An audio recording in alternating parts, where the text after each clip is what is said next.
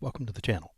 I have a surprise today. These have been dropping in price, and I have gotten a Razer Edge Wi-Fi model with a Snapdragon G3X, which is supposedly about the same power as a Snapdragon 888, so kind of repackaged.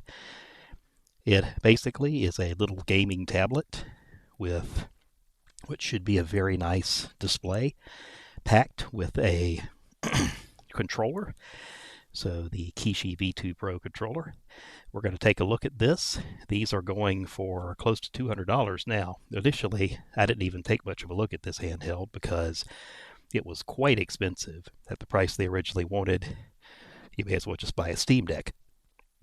But these have been coming down to about $200 or close to it. So that makes these a lot more viable and, is what you get worth $200 to $250? Well, let's find out. Let's take a look at what we get in the box here.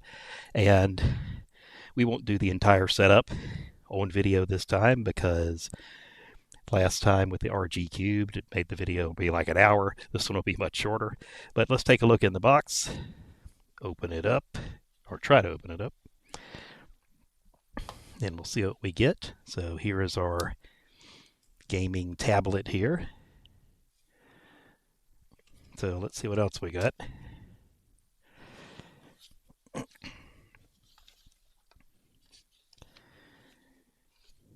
We have stickers, which I think Razer probably has with everything.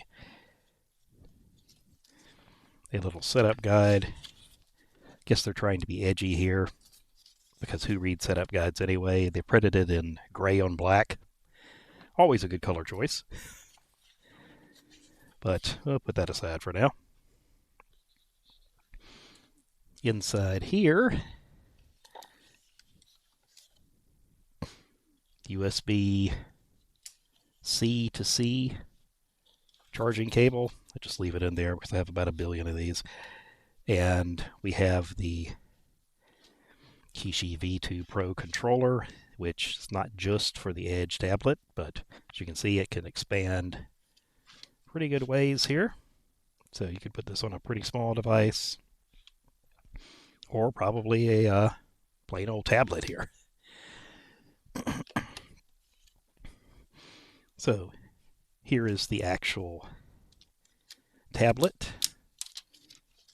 So according to the directions, power it on, complete the setup wizard. Spoiler alert, I actually already did that. So let's take it out of the packaging. Oop, try not to drop it. I have already put a screen protector on. Didn't come with a screen protector, but I did get one separately when I bought this because I always like to have screen protectors on my devices. But let's kind of plug it in. So I think the way they want you to do it is to kind of stick it in here, stretch out the right side, and plug into the USB-C port on the side here. And there we go. Here is our Razer Edge handheld. It's just kind of held in here by friction. It seems to actually grip this thing pretty well. So looking at the device, we have volume controls here. We have a power button, a microphone, what's basically a SIM card slot, but it's actually for micro SD for the Wi-Fi model. And by the way, they did not include one of these. So if you want to put your SD card in here, make sure you have one of these little SIM tray openers or the appropriately sized paperclip handy, because otherwise you're not getting in there. So what I figured we would do is clean up the area here. There's nothing else in there. And let's do some size comparisons. This handheld versus some other devices.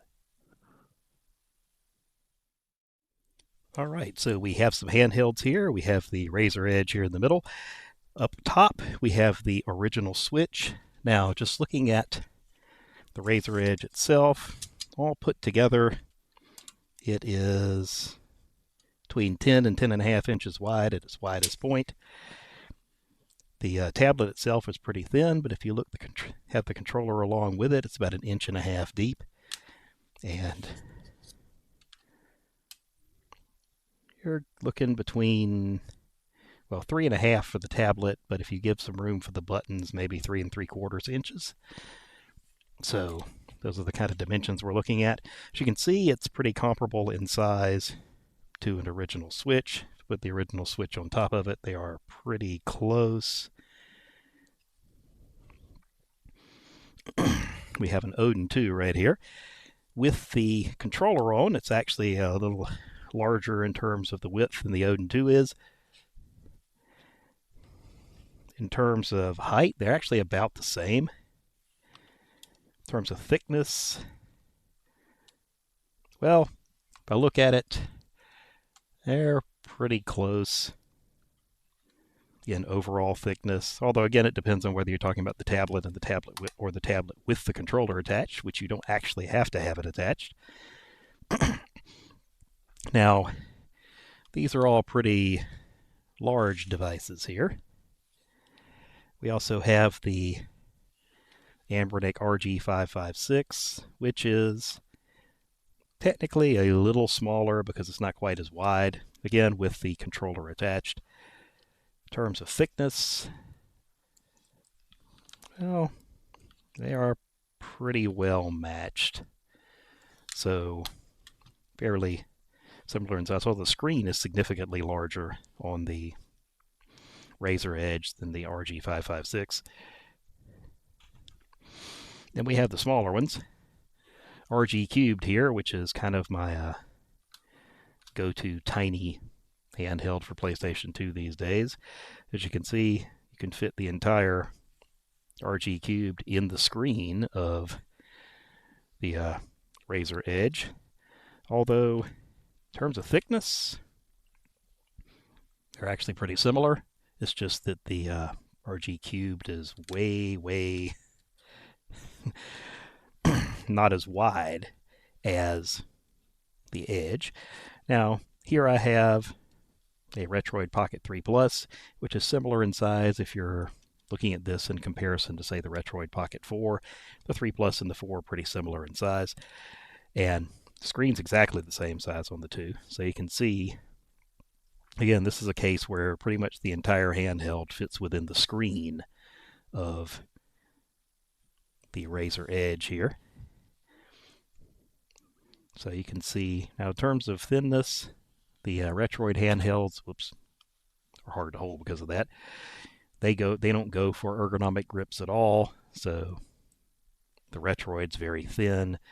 The Edge is pretty thin too. If you look at the just the tablet, it's actually thinner than the Retroid. But if you look at with the controller attached, you've got the extra thickness here. So overall, the Retroid wins here on kind of thinness. But so you can see the with the controller attached, you have a pretty large device. But if you take the controller off, it's quite portable. And one thing you can actually do with this that you can't do with some of the other devices is you can actually store them separately. So while this technically might be a little larger than an RG556 in operation, you can take the controller off and you can put it in a smaller box and you can fit an RG556 in. So that might be a little factor here in portability. But the Razer Edge is a pretty big boy here. So now that we have the device unboxed and all out here, let's take a quick tour of the device. So as you can see, they have a kind of Razer backdrop here. I've installed a few things. I've installed some emulators here. Of course, the interface is Android. There actually is a Nexus app that you can get to that supposedly has a little bit more console functions here. Oh, that's why it didn't show up. So you can do this, or you can just use the Android interface. I'm one of those that just uses Android, so there is a front end here if you're interested in that sort of thing. But I've got some emulators installed here on Android for the stuff I like to do. I like to do PlayStation 2, PlayStation 1, PSP, Dreamcast, systems like that, little Vita, if the Vita stuff will work for us. But it comes with most of this stuff on here. I added a few things. I added my Radar app, and I added Google Voice, which actually works fine on this. I just mentioned that because some of the retro handhelds, they just don't have the Android install complete, and things like Google Voice just won't work, but works perfectly on here. In fact, you have a camera right up here at the top, so you can actually take selfies with this thing or do video chat if you're so inclined. But we have a camera, we got microphones, we have the controller actually has a USB-C port on here. Unfortunately, there is a limitation of this port. The only thing you can really do with this port is charge. There is a headphone jack. Now, the tablet itself doesn't have a headphone jack. You could use Bluetooth headphones, or I think USB-C headphones will also work. But if you have the controller attached, that's where you get your standard 3.5 millimeter headphone jack to plug in your phones. Now, one other thing I should mention here, it's probably more of a limitation for me making these videos as opposed to people actually playing it. But this port here does not give you video out. It's literally only for charging. So if you want to plug the tablet in and get video out, then you will need to take the controller off and use something like a USB-C controller and hub, or a little docking station, something like that. So if you want video out of this, you can't do it while you have the controller attached. Again, not an issue if you're planning on using this as an actual portable, but more of an issue if you're just, trying to, hey, I want to play this and have it hooked to the TV at the same time when I have my controller here. So we've basically been over the basic ports. You actually have on the joystick, the controller, you actually have some macro buttons here you can program. Like, for example, if you want to have a button to emulate the pressure feature on a DualShock controller, you can actually set one of these buttons to do pressure. And you might say, why do you want to do that? Well, those of you who've been following the channel for a while know I'm a big Star Ocean fan. And Star Ocean 3 has a part of the game that you have to use the pressure feature of the PlayStation 3 controller to get past. That's what this button can be used for, among other things. So you can program these buttons inside this Nexus interface here. You can go to controller options, button remapping, and I've got the buttons remapped to C and Z, which I can set in an emulator to emulate whatever I want. So that's actually kind of nice for those of us who are using this for retro gaming, and honestly, that's why I like this, in addition to a few Android games I play. But that is pretty much the functionality here. Of course, this is actually a very good phone controller, so this has all the features you would expect from a typical phone controller device. Clickable buttons here. The joysticks actually, well, right now they're just controlling Android, but they have a probably better feel than almost any of the retro handhelds I own. So there's that to consider. Yeah. Razer certainly has had their issues, particularly with this device where they were misreported the amount of memory you got. These things have 6 gigs of RAM, the Wi-Fi ones, and they originally led people to believe there was 8, but that's only on the cellular model. But they are actually pretty decent at making controllers. So far I have no complaints with the actual controller part here, at least what I've played on this so far. And speaking of what I've played on this so far, let's actually get to some gameplay. Well, you knew it was coming. Here is Star Ocean Till the End of Time, aka Star Ocean 3, on the Razer Edge. And let's take a look at the emulator settings real quick. You can see that haven't done much. I've just set the upscale multiplier to 3x resolution. I've got the aspect ratio stretched, but actually let me put it back to 16 by 9 at the moment, so you can see what a 16 by 9 looks like on the this extra wide screen. And I pretty much have nothing else enabled. Star Ocean supports widescreen natively, so you don't actually have to have widescreen patches. But you can see here's the screen on 16 by 9. But you can see there's not actually a whole lot of black bar over here. So you can play it like this, or if you want to kind of save uneven wearing on your OLED device, which is often a good idea, then you can basically just go back here and enable the full screen stretch. I wouldn't necessarily do this on a 4x3 game. That would look kind of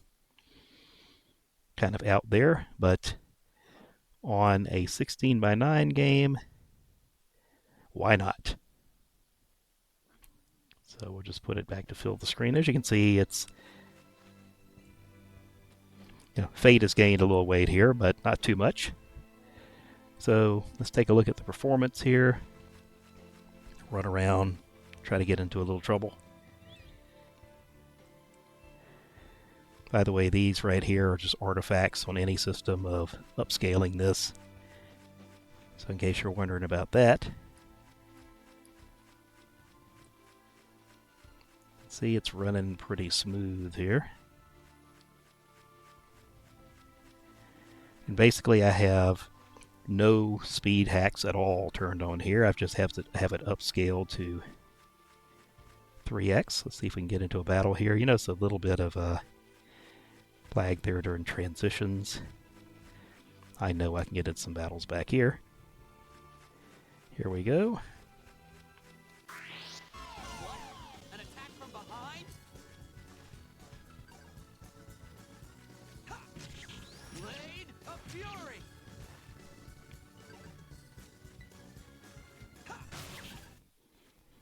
That was fun.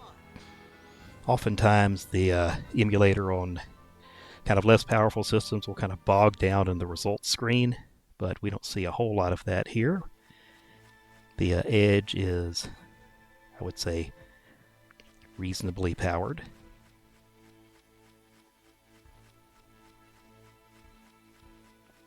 Up here's another little slime guy.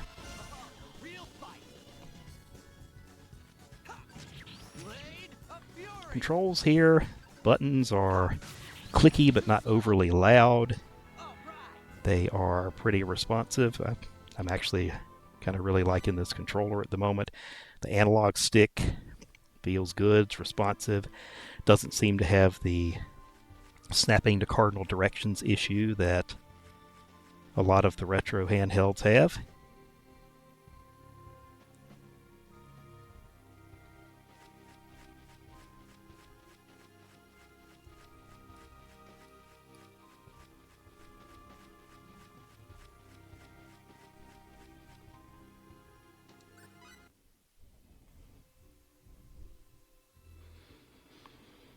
As you can see here, it's harder to see admittedly on the camera because my camera is not the best one in the world, but if you're looking at this screen in person, it looks really nice, really sharp, really clear, particularly if you're upscaling to 3x. But again, it's hard to convey on my kind of El Cheapo camera here, but hopefully you can see it's actually a good quality screen. The important thing here is it's running this game actually very well. I mean, I don't think I could ask for much better performance. It is not, this system is not as powerful as something like the Odin 2, but the Odin 2 now is more expensive, and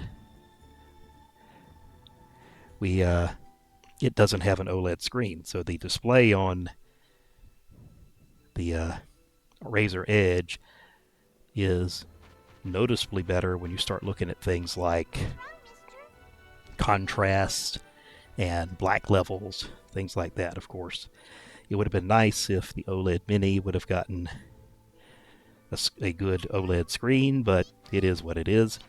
We have Mini LED, in case you're wondering.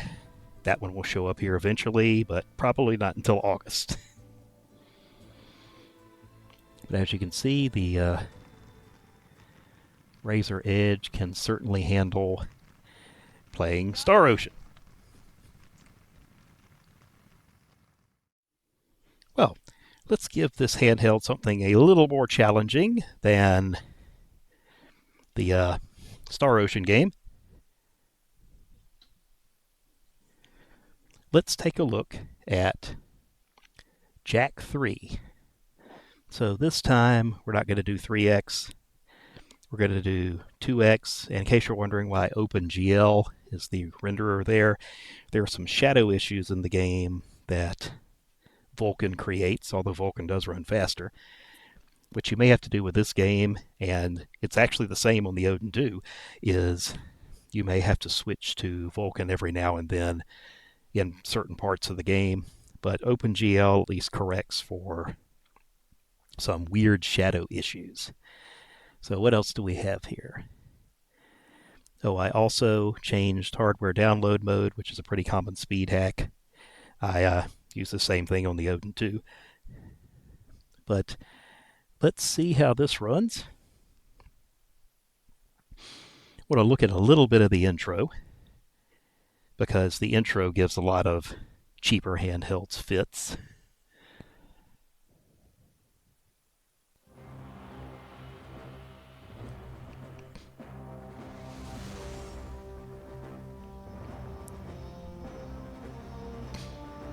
So again, I have it stretched to full screen, but again, this is another game that natively supports widescreen, so it's not too bad in that sense. But as you can see, the intro hasn't completely crapped out just yet. You see a little bit of a slowdown here, which on a lot of lesser devices, this just completely lags and plays at about half speed. But looks like the Razer Edge is coping fairly well. But of course, intros are one thing. Let's see if we can take a look at some gameplay. Now, to skip some of these preliminaries, let's just load a save state here.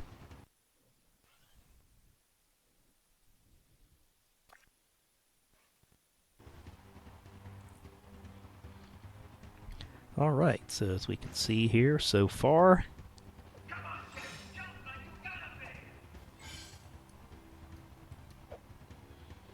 we're getting decent performance.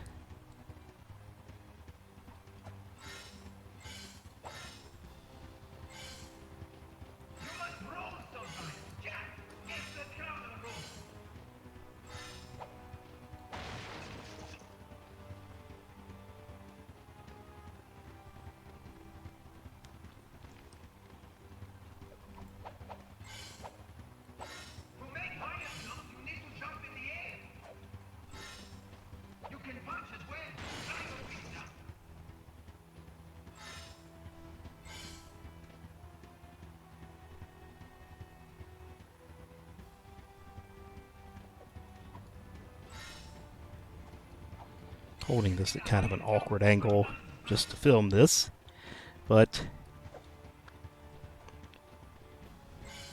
it's pretty responsive. Frame rate's good.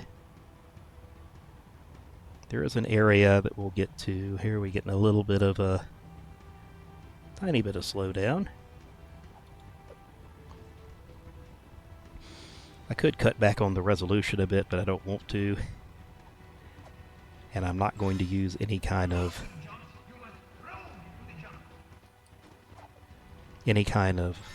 underclocking, because that messes with the timing in games like this.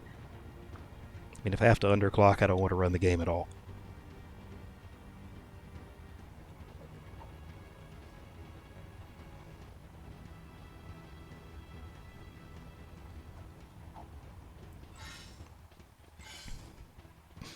There is an area just after this where I suspect the game will bog down a bit, because it does on the Odin. I'm curious to see if it will bog down the same on this device.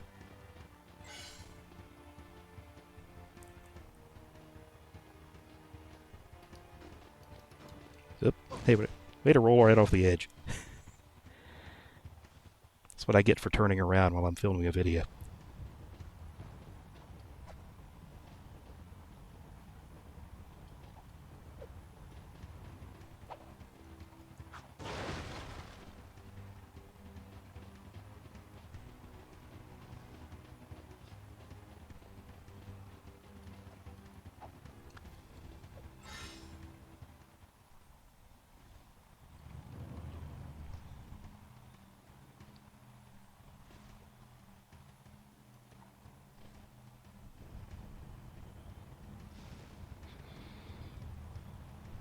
I've noticed on the O2 when on the Odin 2 when he starts to get lightning flashing around him, that's the time to switch it back to Vulcan.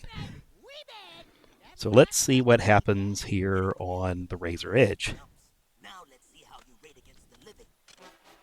Readjust the matter formers. Prepare the arena for full combat. Prepare the arena for full combat. I just said that. I know, I was just adding, you know, how you do the thing with the... Anyway, prepare the warriors. You mean we have to fight against actual people? With actual weapons? Who actually will hurt us? Fine, bring them on. All right, that's it. I want to be on his shoulder.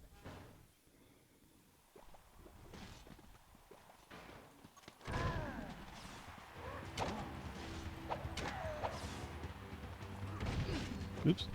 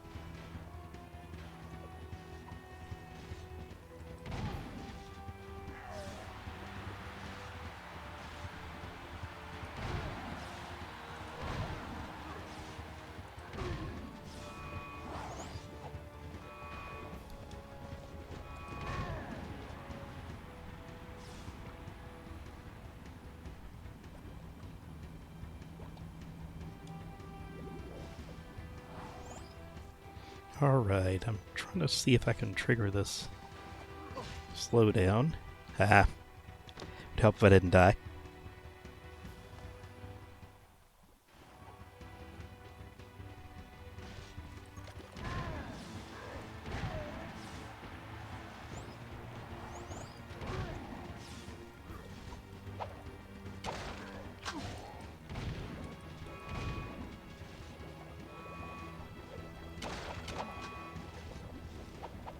Oh, come on.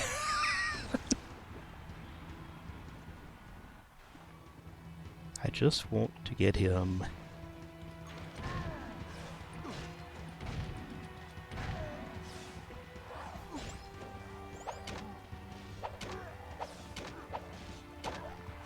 Let's do it the old-fashioned way. There we go.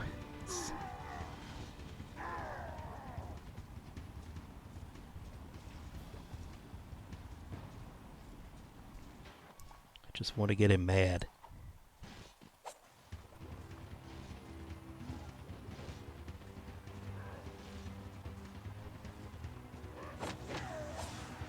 That's odd. It's actually not slowing down.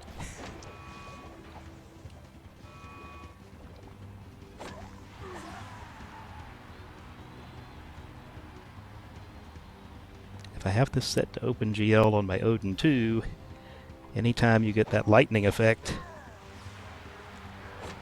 you get a massive slowdown. That's interesting. That's good enough.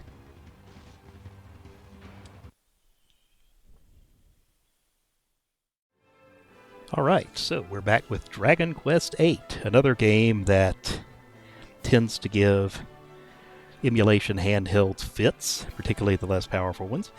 So let's take a look at the settings here. I still have the same settings that I had for Jack 3. 2x upscale. Might could go to 3 with this. I've left the hardware download mode the way it was for the last run. So let's just see how this actually looks. I've got a save game here. Now, of course, the problem area that you can get to right at the beginning of the game is just wandering around the first town. That tends to cause like massive slowdowns for a lot of emulation handhelds that aren't quite so powerful as something like the Odin 2. So let's take a look and see how the Razer Edge is going to perform for us.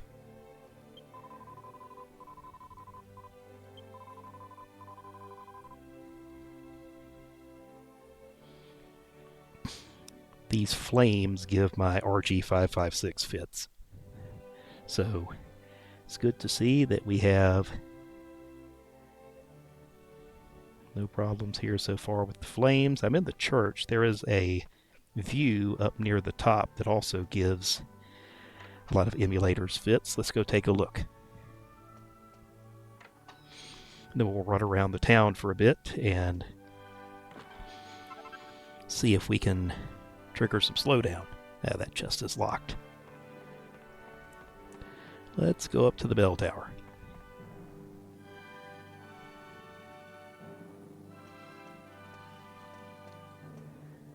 Okay, this view oftentimes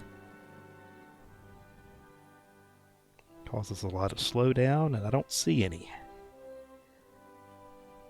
So far, so good. Let's go back down.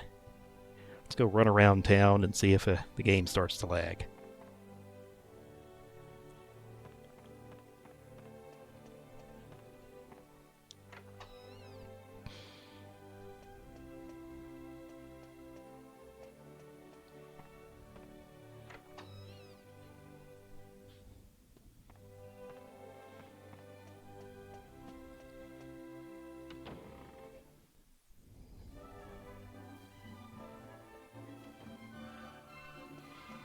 Alright, oh look at all those flames. So the Edge is not really having any problems here at 2x resolution. Running around town in Dragon Quest VIII.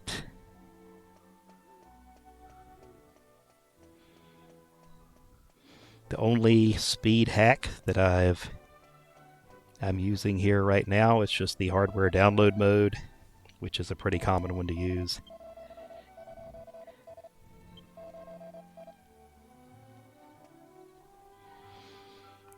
But so far, I'm liking this performance, given that the price of this has dropped down to close to $200. This is taking a pretty good shot at running PlayStation 2 games. Yeah, it looks fine.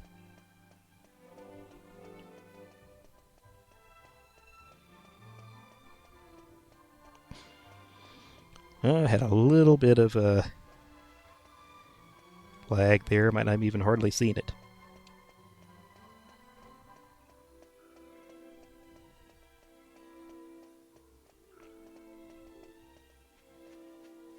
How about this burning fire pit?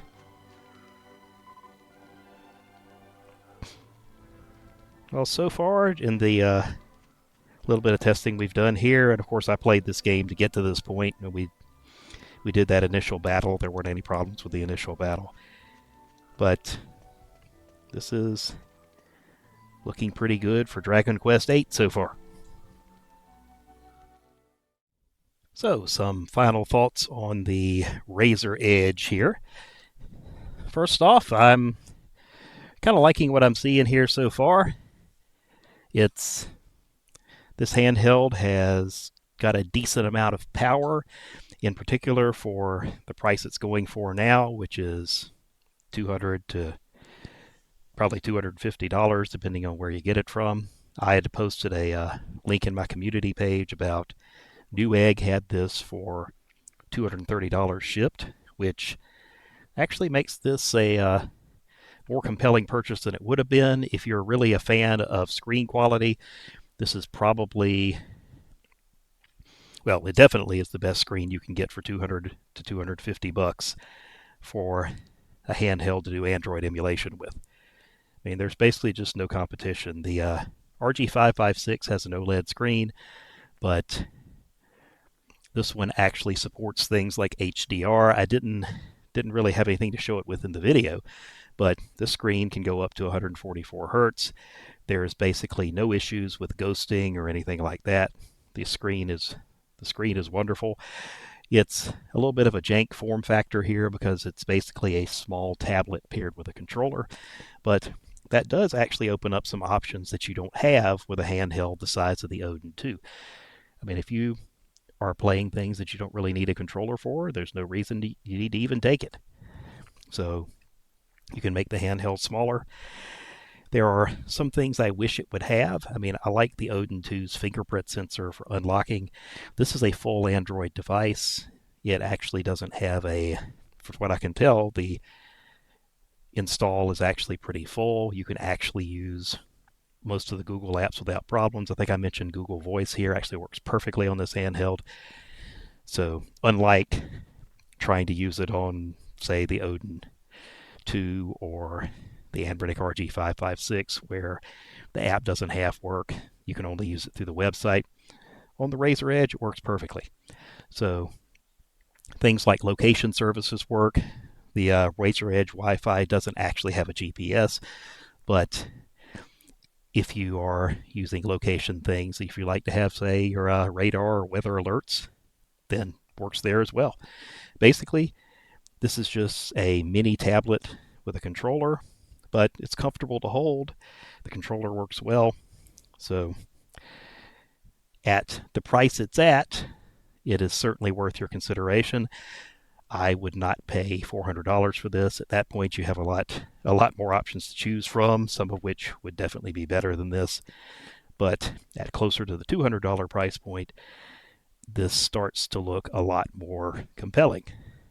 So I will probably be doing some more gameplay tests on this. I want to run Baldur's Gate through it, for example. Baldur's Gate Dark Alliance, another notoriously hard title to emulate properly, and I want to see what this handheld makes of it. And so I'll probably put some more gameplay videos up on the channel over the next week or so. But I hope you enjoyed this first impressions video for the Razer Edge. If you enjoyed it, please give me a like. If you want to see more stuff, hit that subscribe button. And I hope you enjoyed this, and I will see you next video.